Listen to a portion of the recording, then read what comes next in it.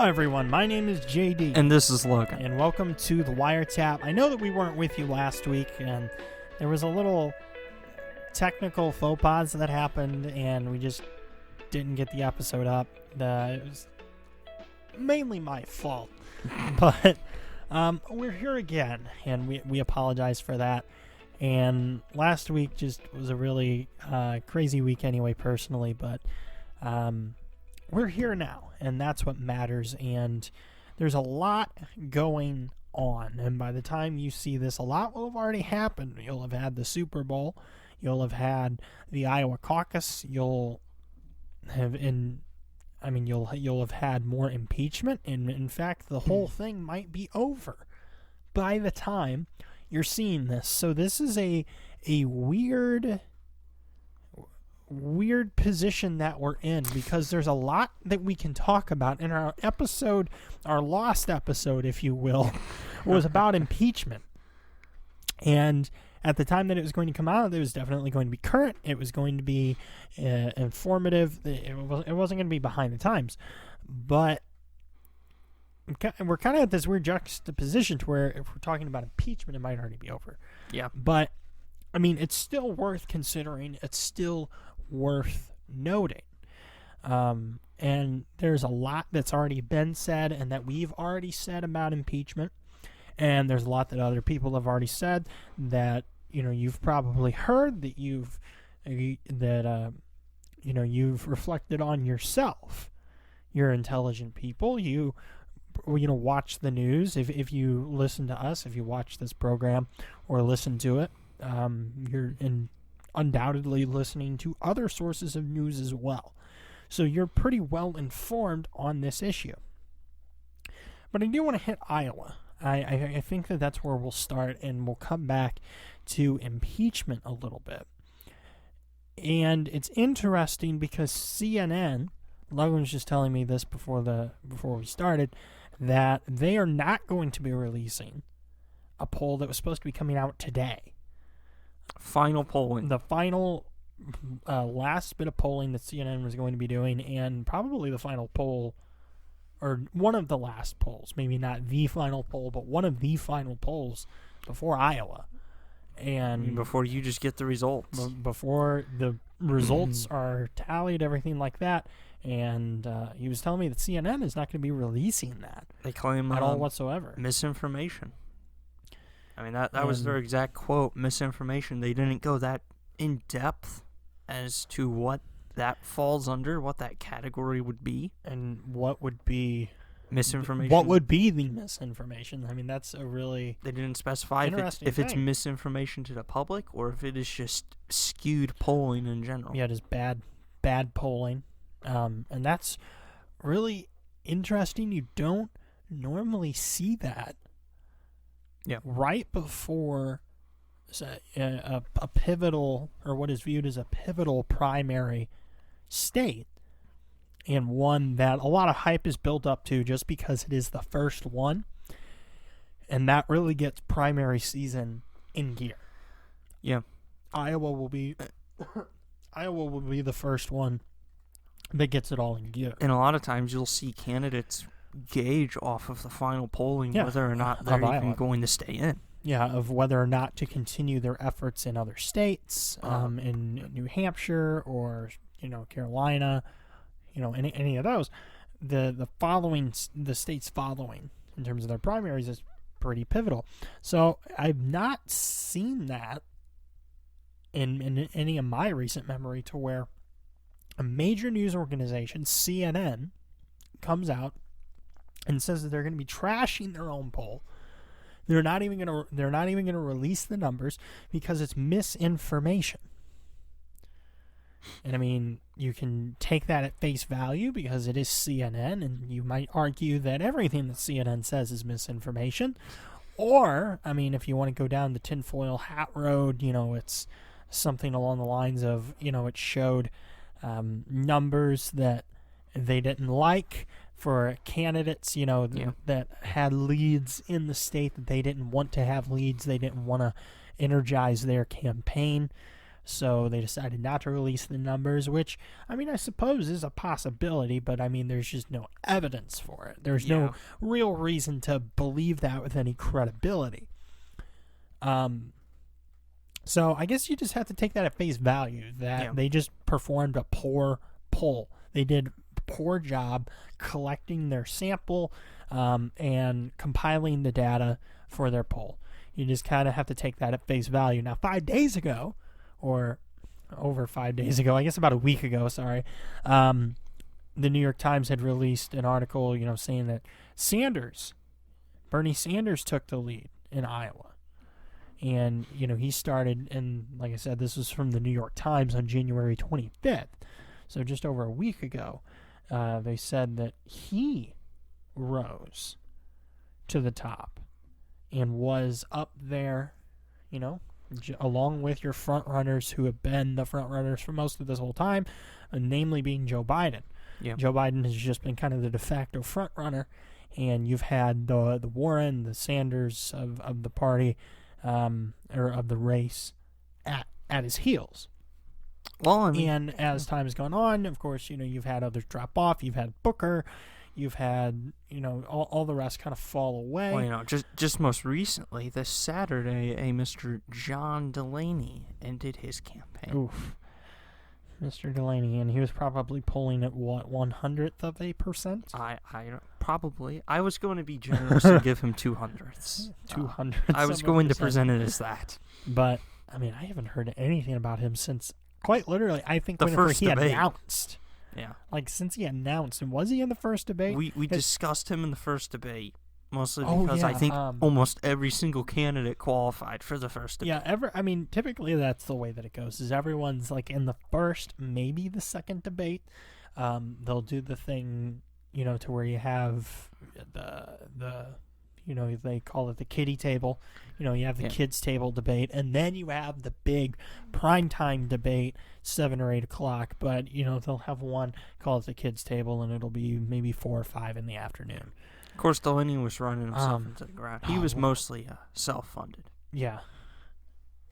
But, you have Biden, you have Buttigieg, you have Sanders, Warren. Like, those are probably the 4 big names that have consistently stayed at the top. Everyone else has fallen away. Harris dropped out. Like I said, Booker dropped out. Klobuchar surprisingly hung in there a bit. She's hung in there a little bit. She got the endorsement of the New York Times, which put her and Warren, which put them in 1-2 days of a news cycle. Yeah, that and that's interesting that they included Klobuchar in that, and that they didn't just go with one. As nauseating as they both are, you have Warren and you have Klobuchar, and that's really surprising. That gave a whole new. I forgot that Klobuchar, quite frankly, even existed in this race, and it gave a really, swift wind into her sails for the campaign. Like you said, for like 1 or 2 days. Yeah. That the New York Times opinion board, their editorial board, endorsed Warren and Klobuchar, and I can't remember exactly what their reasoning was for why they did too. I think the entire reason that they did it is that they just wanted to endorse women. If Harris was still in the race, it would have been 3 women. Now they completely slapped Gabbard in the face, but that's because the Democratic Party doesn't like Gabbard. No, because she's not progressive enough, and we forget that Tulsi Gabbard is running, in the Democrat primary, but she was at one point a name in talks, a serious name, not just a rumor mill name, but a legitimate name listed for her becoming, part of the Trump administration and being in a position within the Trump presidency. In the White House and the executive bureaucracies. She was a legitimate contender for one of those positions. I can't remember off the top of my head what it was at the moment. But, she was. And now she's running in the Democrat primary. And what is she branding herself as? She's branding herself as the moderate Democrat, the middle-of-the-road kind of Democrat. And she's able to do it much more successfully than Joe Biden. Here we go. Because Joe Biden, it's amazing the line that he's trying to ride. Honestly, I didn't think that I would get off on this, but while we're here, Joe Biden's trying to ride like this amazing line to where he's trying to appeal and say that he is a moderate Democrat. Yeah. He's somebody who can reach across the aisle. He is a moderate. And at the same time, he's also trying to tether himself to Barack Obama, the most progressive leftist president that we've seen in modern American history. Yes. I mean, really, I guess in American history. And you have your notable progressives in there, Woodrow Wilson, FDR. Progressive at the time. But yes. I mean, the most progressive leftist socialist president that we've had in American history. He's trying to ride this line of being moderate, but at the same time, he's using Barack Obama's name to appeal to the younger vote, the younger radical group, which that's taken rise, because the younger people are indeed this more radical leftist socialist, just outright socialist. That's what they call themselves. That's what they brand themselves as, because what's wrong with socialism, right? Capitalism is the evil of the world. What's wrong with it? I mean, it's not working.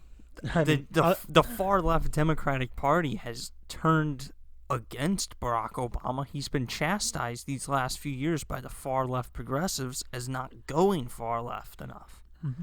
He's it's like he's trying to, but it's not working. He is sought and seen more as a moderate candidate than the far left progressive candidate. Yeah. And Bernie is way out there in Bernie land, and Warren is not too far behind him. She's in the reservations of socialism. She's on the reservation of Bernie Sanders, but not quite all the way to Bernie land, but she's on the reservation.